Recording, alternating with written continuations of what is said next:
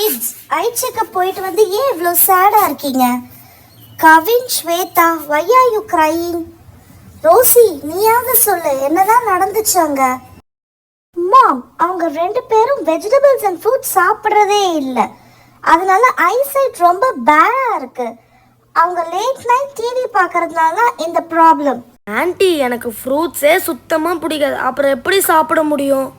Anti, அந்த ஃப்ரூட்ஸ்லாம் ஒரு மாதிரி இருக்கும், அது எனக்கு பிடிக்கவே பிடிக்காது, அதனால தான் நான் சாப்பிடவே மாட்டேன். நோ கிட்ஸ், அப்படிலாம் சொல்லாதீங்க. Fruits are very healthy. an apple a day keeps a doctor away. நீங்க படிச்சீங்க தானே ஸ்கூல்ல? ஸ்வேதா, நீ இங்கே தான் உட்கார்ந்துட்டு இருக்கியா? டிவி பார்க்காதன்னு அப்பவே சொன்னேன். சொன்ன பேச்சை கேட்டியா? இப்ப பாரு, நான் உனக்கு ஃப்ரூட்ஸ் ஆர்டர் பண்ணியிருக்கேன், அதை நீ சாப்பிடலன்னா உனக்கு அவ்வளோதான். ஃப்ரூட்ஸ் கொடுத்தா சாப்பிடாம டேபிள்ல வச்சுட்டு அப்படியே வெளில ஓடி வந்துடுறது.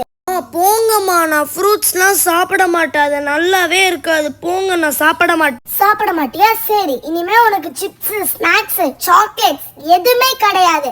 ஃப்ரூட்ஸ் சாப்பிடுற வரைக்கும் அதை கட்டு உனக்கு.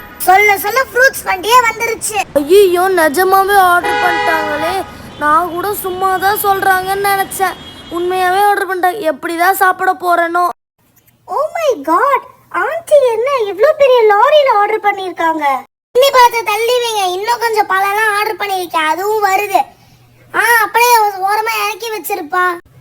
தம்பி, அப்படியே அந்த கிர்ரி பழம் பக்கத்துலயே இறக்கி வச்சிடு, நான் அங்கேயே இறக்கி வச்சிருப்பா. இதுக்கு இல்லையா ஒரு எண்டு? என்ன இவ்ளோதான் வந்திருக்கு, மீதி பொருள் எங்க? என்னது மீதி பொருளா?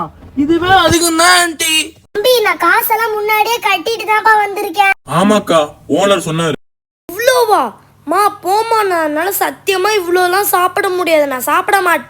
சரி, சாப்பிடாத. நெக்ஸ்ட் மந்த் உனக்கு பர்த்டே வருதுல, உனக்கு கேக்கே கிடையாது, டிவியும் கிடையாது, நீ ஃப்ரூட் சாப்பிடுற வரைக்கும்.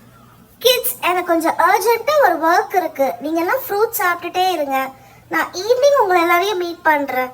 பாய். ஃப்ரூட் சாப்பிடணும்னு சொன்னதுக்கு ஆன்ட்டி ஃப்ரூட் ஷாப்பையே கொண்டு வந்து இறக்கிட்டாங்க. கவின், காவியா, என்கிட்ட ஒரு ஐடியா இருக்கு. இது இப்படியே தானே உங்களுக்கு சாப்பிட பிடிக்கல, இது எல்லாத்தையும் மிக்ஸ் பண்ணி ஒரு ஃப்ரூட் கஸ்டர்டா சாப்பிட்டா அது ரொம்ப யம்மியா இருக்கும். எங்க மாம் அதை அடிக்கடி பண்ணி கொடுப்பாங்க. சூப்பர் வெனிலா, நானும் அதே தான் நினைச்சேன், அதுக்குள்ள நீயே சொல்லிட்ட. சரி, எங்க வீட்ல டூட்டி ஃப்ரூட்டி செர்ரிலாம் இருக்கு, அதை போய் நான் கொண்டு வந்துடுறேன். ஐ ஹேவ் கஸ்டர்ட் பவுடர், நான் போய் கொண்டு வரேன். கஸ்டர்ட் பண்றதுக்கு தேவையான எல்லாமே கொண்டு வந்தாச்சு. கிரேப்ஸ், டூட்டி ஃப்ரூட்டி, சக்கரை, செர்ரி. ஆமா, பவுடர் இருக்கு, மில்க் எங்க? அதை காய்ச்சி எடுத்துட்டு வரணுமே. வீட்ல பால் இருக்கு, நான் வேணா காய்ச்சி எடுத்துட்டு வரேன். ஃப்ரூட் சாப்பிட்டா சரிதான். ஏய் ஸ்வேதா, இங்க வா, வந்து பால் வாங்கிட்டு போ.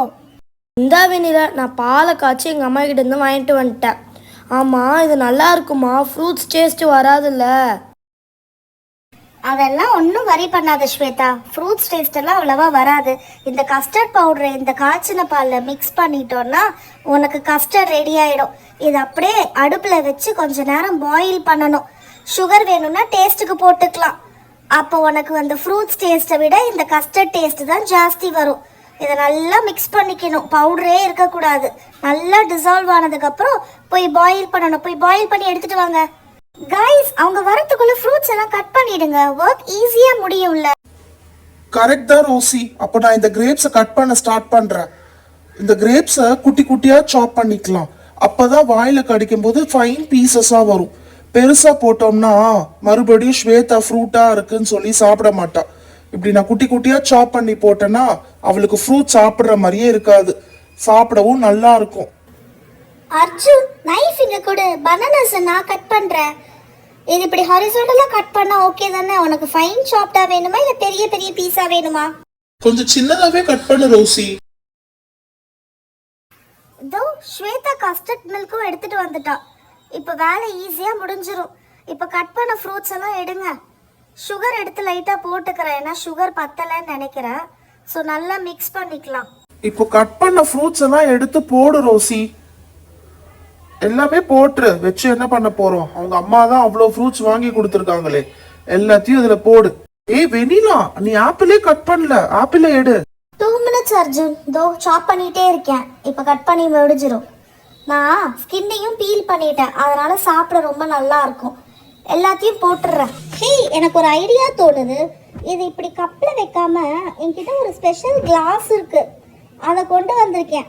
அதில் ஊற்றி நம்ம சர்வ் பண்ணலாம். பார்க்கவும் சூப்பராக இருக்கும், கடையில் கொடுக்குற மாதிரியே இருக்கும். என்ன சொல்கிற?